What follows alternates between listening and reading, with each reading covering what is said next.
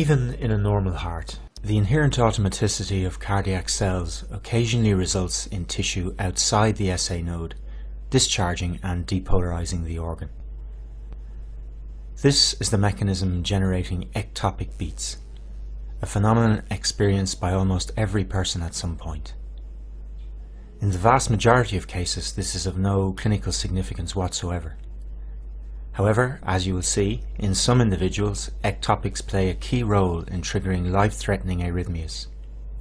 Also, principles learned from the analysis of ectopics can be applied to help with arrhythmia diagnosis. This is a normal heart, and it is in sinus rhythm.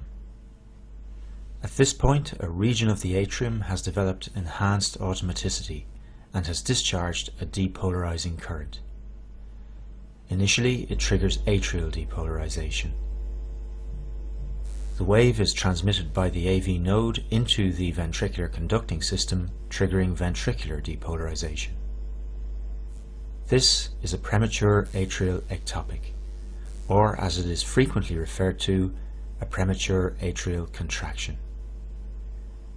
On the ECG, the premature atrial contraction occurs earlier than the next predicted sinus beat.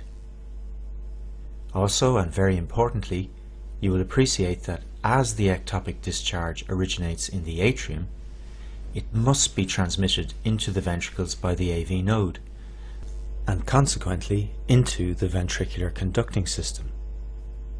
Therefore, as the wave is transmitted at normal speed around the chambers by the conducting system, the QRS complex associated with an atrial ectopic is of normal duration. That is, less than 3 small squares in width. In fact, the depolarization wave from a focus situated anywhere above the physiological bifurcation of the bundle of His will enter both branches of the intraventricular conducting system. Consequently, the QRS complex associated with discharge from a focus situated anywhere in this region will be of normal duration. Now here's a different situation. In this case, the site of increased automaticity generating the ectopic beat is located in the ventricle. The key point to note here is that the current is transmitted, at least in part, outside the ventricular conducting system. Depolarization moves through myocardium 4 to 8 times more slowly than through conducting tissue. So the characteristic of a ventricular ectopic is that the QRS complex is prolonged in duration, resulting in a broad QRS complex greater than 3 small squares on the ECG readout. Note also that the pattern of spread of depolarization is highly abnormal, producing a complex of bizarre shape. As the sequence of depolarization is deranged, the pattern of repolarization is also abnormal, manifesting as a lack of concordance between the ectopic QRS complex and the associated T wave.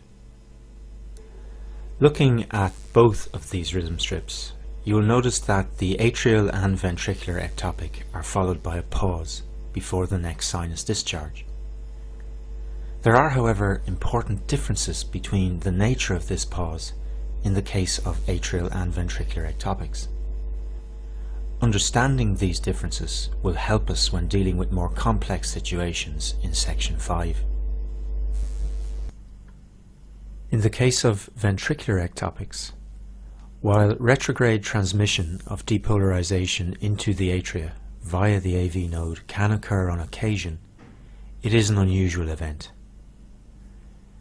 A ventricular ectopic, therefore, is not usually associated with retrograde depolarization of the structures of the atria, including the SA node. The SA node continues to discharge at its own inherent rate, oblivious to events below the AV node. As the sinus node continues to discharge at its own regular rate, the next P wave following the ectopic will occur at a predictable time point. In addition, the heart rate following the ventricular ectopic is the same as that preceding it. A pause with these characteristics following an ectopic is termed a compensatory pause. A compensatory pause indicates that the ectopic has had no effect on the SA node. In the example shown here, the morphology of the premature ectopic is consistent with an origin in the ventricles. We would predict that it will have had no effect on the sinus node. Before the ectopic, there were approximately 4 large squares between P waves. We would therefore expect the next sinus discharge to occur at this point. Indeed it did. However, note that it was not transmitted into the ventricles, as it arrived at the junctional region at a time when the conducting system was still refractory to transmission. Also, in this particular example, as the sinus discharge occurred during ventricular repolarization, it is buried within the T wave associated with the ectopic and is not visible on the ECG readout. We would still predict that the next sinus discharge would occur at this point, a further 4 squares on. This is indeed the case. So the P wave following the ectopic occurs at a predictable point on the readout, which is a simple multiple of the preceding P wave interval. Also note that with 4 squares between all subsequent OR waves, the heart rate is the same as that preceding the ectopic. As expected, this is a compensatory pause and supports the conclusion that this ectopic originated in the ventricles.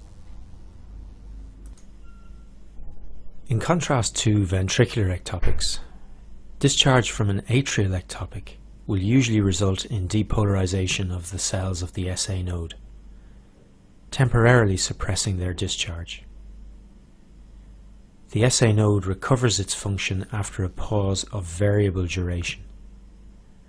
As the duration of recovery is variable, the timing of the next P wave is not predictable. The next sinus discharge does not occur at a simple multiple of the P to P wave interval preceding the ectopic. Premature depolarization of the SA node also has a broader effect on its function and may reset its inherent rate of spontaneous depolarization, leading to a different heart rate, either faster or slower, following the ectopic. A pause with these characteristics is termed a non-compensatory pause.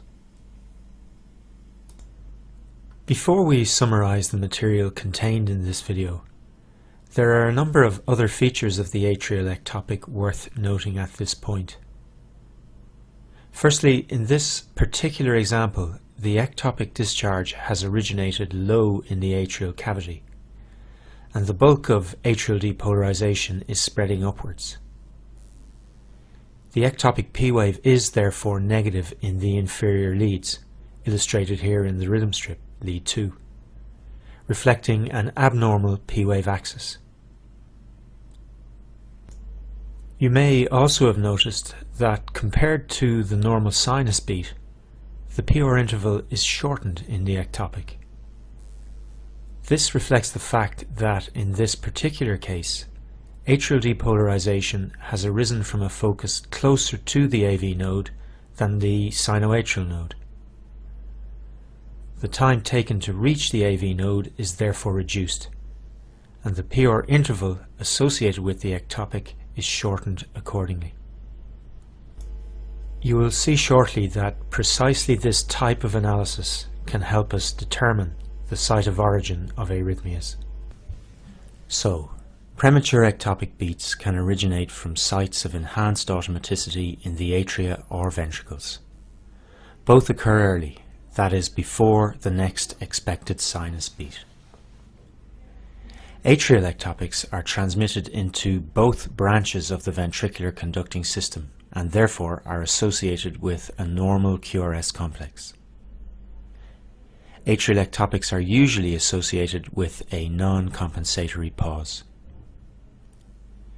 In contrast, ventricular ectopics are generated in the ventricular wall or a component of the conducting system, and must travel at least in part through the slower conducting ventricular muscle. Consequently, they are associated with broad QRS complexes, and deranged repolarization results in a non-concordant T-wave. In addition, ventricular ectopics are usually followed by a compensatory pause.